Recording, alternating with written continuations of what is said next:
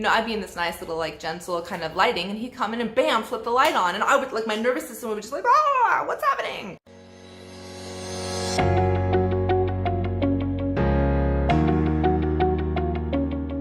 Hi, I'm Nicole Justine Reed, back again in the HSP, Highly Sensitive People series, with visual and light sensitivity today. So we talked about auditory sensitivity last time, and I definitely have an auditory sensitivity. I also have a light sensitivity.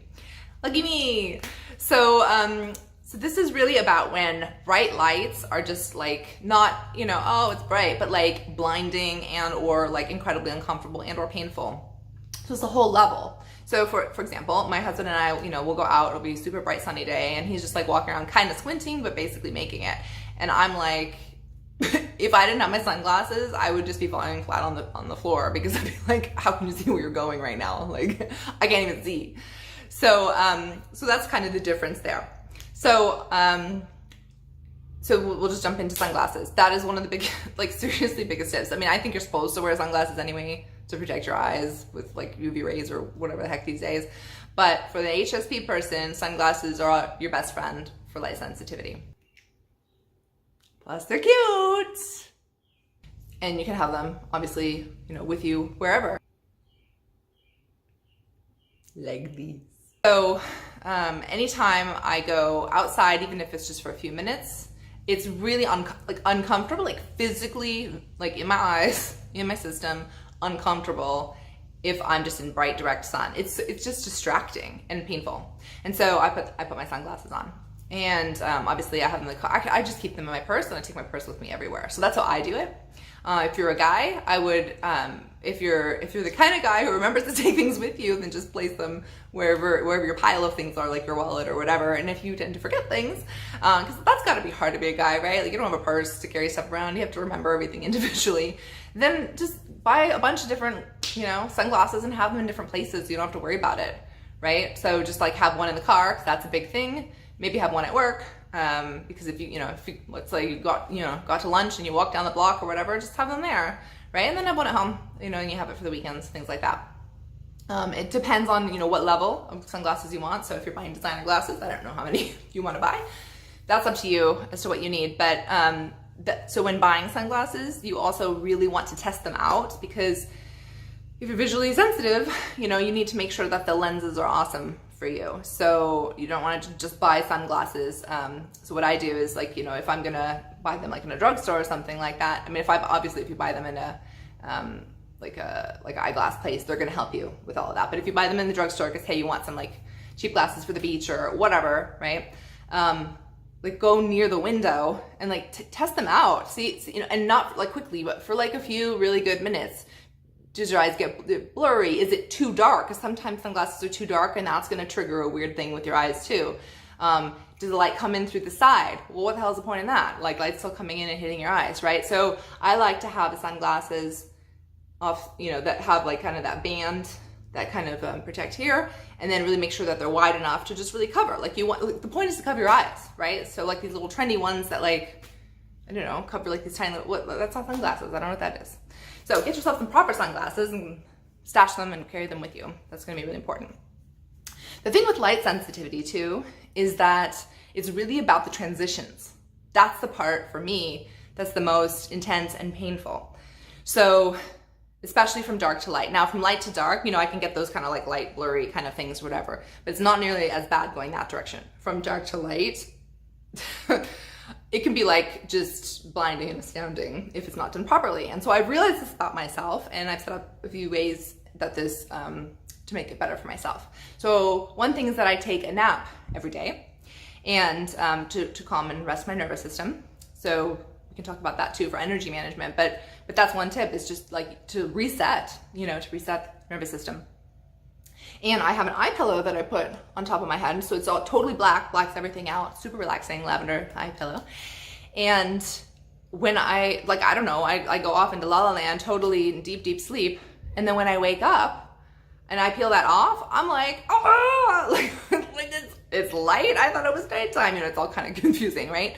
So what I do is I kind of do it gently. I keep my eyes closed and I like open it a little bit. And then I open a little bit more. And then, you know, I get used to like a little bit of light and then a little bit more with my eyes kind of still closed, and then a little bit more, and then I kind of start to open my eyes, and then I kind of close my eyes a little bit more, and then I kind of open them again, right? And then it's just like this sort of really gradual, gentle birth into the day again, right? So give yourself that gift if you do have a light sensitivity. It's going to help tremendously. Another thing is to have dimmer switches in your house. If you own your house, you can add these in. If you don't, I think they have these like attachment things that you can add on to certain lights. Don't quote me on that. I heard that somewhere, like on sunlights. But you can. But what you want is to have options for lighting. Avoid fluorescence when you can, and avoid really harsh transitions. So kind of like walking into a place, boom, lights on, can be like really intense. It's like walking outside straight into the sun. But if you can kind of just ease that transition, that really, really helps. So you want to have dimmer switches. Maybe you want to have different kinds of light bulbs. Some are softer, some are harder, right? So, I mean, I would go for the softer ones. There's those light bulbs that have like, you know, the three different clicks. You can like drape a sheet over a lamp, you know, to kind of create like a softer glow, and then take the sheet off. Things, you know, just things like this. You can get creative with it. It doesn't always have to be like fancy dimmer switches if that's not in your budget.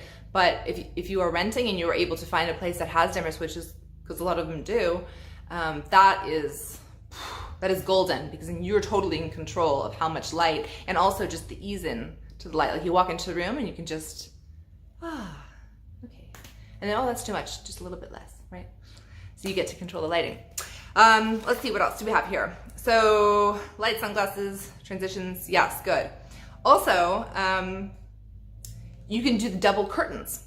So if you're into curtains, I mean, not everyone's into curtains, but you do like kind of that wispy sort of white, kind of ethereal sort of curtain, right? And then you have like the darker curtain, right? That way you have options. You have like the really like, okay, I'm gonna close the light out completely, versus, okay, I'm gonna let a little bit filter through, and then you can open all the way for like the full thing, right? So it's another option.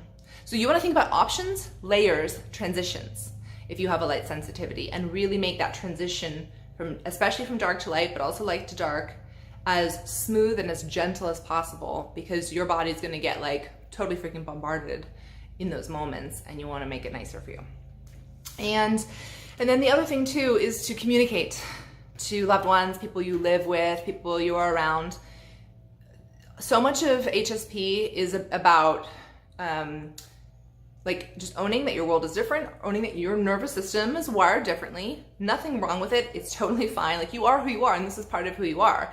But people who are not highly sensitive don't get it. Like they can't get it because they don't have your nervous system. So they're, you know, we all think everyone, like you know, if we're highly aware, we realize, okay, this is not true, but we still come from a place of thinking, oh, well, everyone experiences life the way that I do, obviously, because that's the world that we know. But it's not true, obviously. Everyone experiences life differently. And so when my husband and I got married, this came into full focus because he's not a highly sensitive person, and I totally am. And the things that bother me, he's just like, what? I hadn't even thought about that. Like, really? And I'm like, how did you not think about it? It's like constantly bombarding me, right? Totally different worldviews. And so now he knows all this stuff about me. He knows the specifics around what I need, and I've communicated that to him. So this is me empowering myself to be comfortable in my relationships and my environment, and saying, hey, when you turn the light on, can you warn me?